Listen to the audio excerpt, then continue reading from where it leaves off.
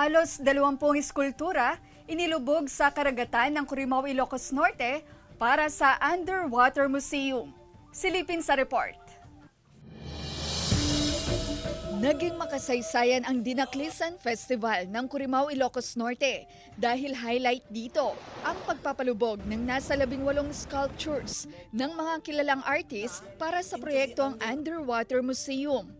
Sa tulong ng Philippine Coast Guard at Philippine Navy, isinakay ang mga sculpture sa barkong BRP Waray LC-288.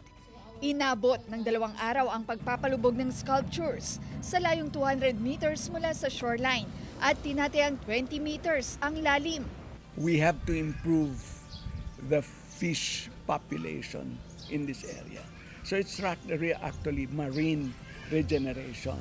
The selection of the site was a combined effort of the marine biologist of the College of Aquatic Resources and Technology of MMSU, right?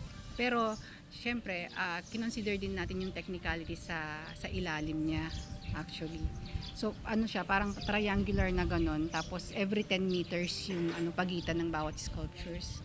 Isa sa mga artist ng pinalubog na sculpture, si Agnes. First time daw niyang makagawa ng sculpture mula sa semento na pinalubog sa dagat.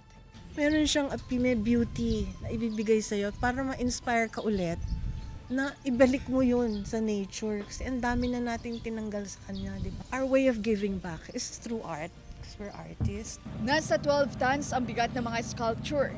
Pinag-aaralan na ang implementing rules and regulation para sa mga nais mag-dive sa lugar. Dinaluhan ng government officials at environmentalist ang aktibidad na itinuturing na bagong tourist attraction ng Ilocos Norte. Kasama si Reynold Velasco, Ivy Hernando, 1 North Central Luzon.